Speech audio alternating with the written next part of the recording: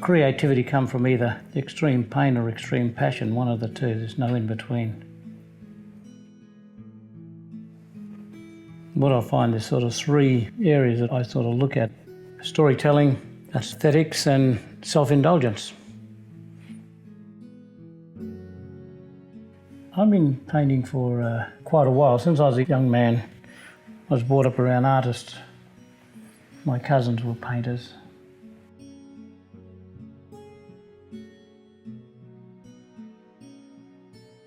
It's in the family.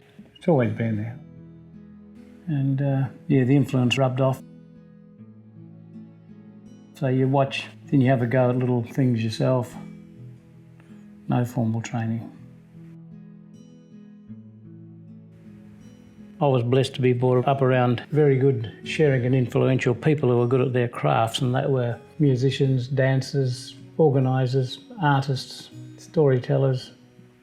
So when you got that sort of combination brought up around you, it puts you in pretty good stead. I was brought up in the bush between Pinjarra and Mandurah. I've never ever lived in the Pinjarra town. When I was a young fellow, I was like and I still am, like a sponge. I can go and listen to people, and particularly people who are generous with their wisdom and their talents and their crafts. I love to pick up on it. I'm influenced by lots of people. Shane Pickett and Lance Chadd are the first two.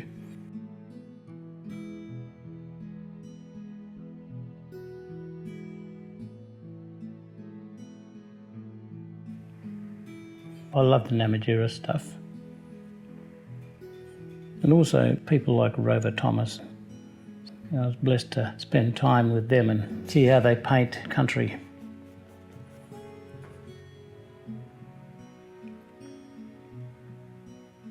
I was in my 20s and 30s. I travelled with Rover Thomas, Queen Mackenzie and people like those who are well-known artists. Spent some time touring with them, and they're very good influences. There's quite a few of that influence. But I was more blessed to spend more time with Shane Pickett and also some time with Lance. Very fine artists like that. I was quite blessed to be around, those sorts of high talents. Nature is a great source of inspiration. I like the forest, I like the hills, the rocks, some trees. Trees have got great characters around them. And the beauty about working with other artists, you actually see nature differently, and that's quite a blessing.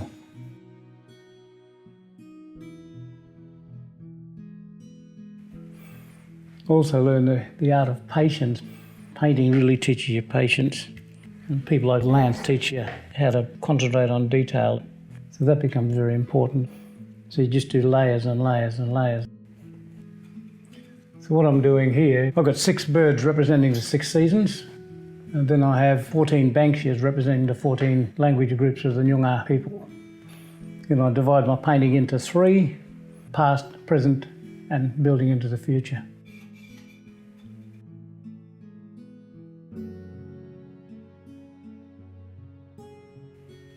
This particular bird's got a lot of characteristics. Well, the first thing, it's around my backyard here. It's always in my trees, so it's something that's quite close and familiar.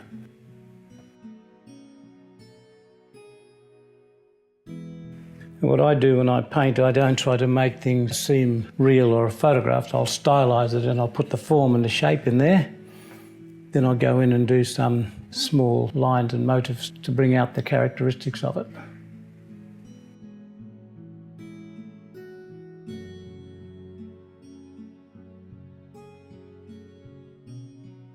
Once you get into the fine stuff, that takes a long time. It takes more concentration, then it's a bit harder because your mind's into the painting and not into anything else. So if anyone asked you a question, you wouldn't know what they're saying or talking about.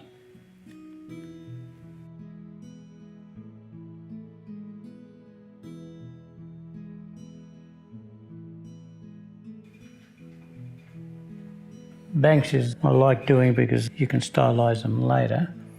The banksia is one of my mother's favourite plants, so you get to know it quite well.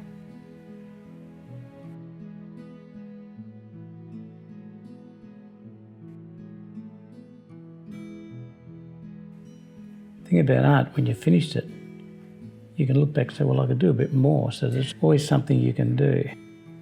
You know, I've never known a painting yet that I was quite happy that, yeah, I finished that, particularly when you see it a year or so later.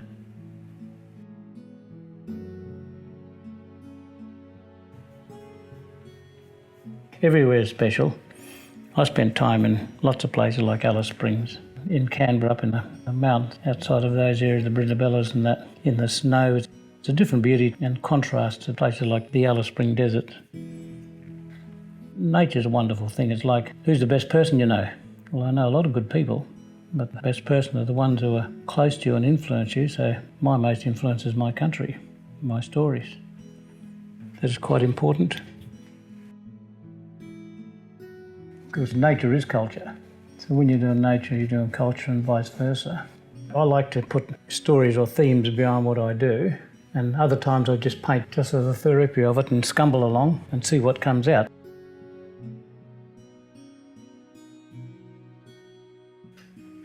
When you're an artist, you want to be able to say, I've got scope to do stupid things because I'm an artist. But when they give you awards and stuff, you've got to say, well, I've got to behave myself and be responsible here. It puts too much pressure on you.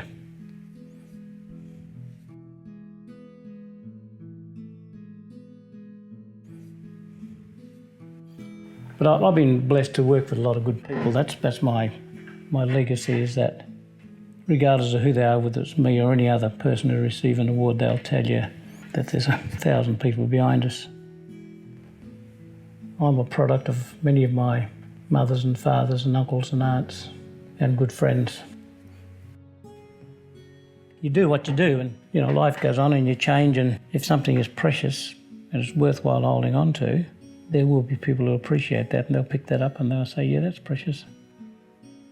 The beauty about it now is that we've got access to document it and recording a lot of our precious assets, language, dance, stories.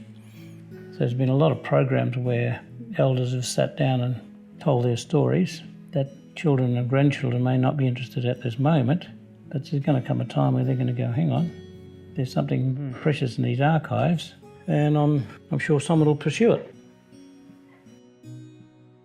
And I've got all the didgeridoos over here. I painted some of those as well. There's different types of wood there. Most of them, the big ones that I made, the bigger ones, they're made out of wandoo. They've been coated with a resin, a varnish, but I actually painted them with ochre and acrylics mixed with sand. They all come in different keys and octaves, so it depends on what sort of music you're playing, whether it's soothing music, whether it's music where you want to have a nice, quiet relaxation, or is it rhythmic or soundscape. They're all different ones. So, for example, this one here.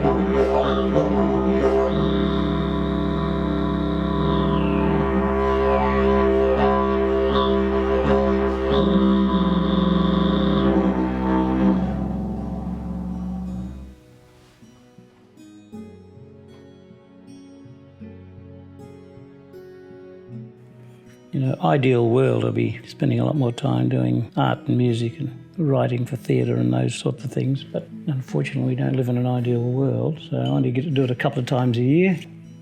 love to do it a lot more.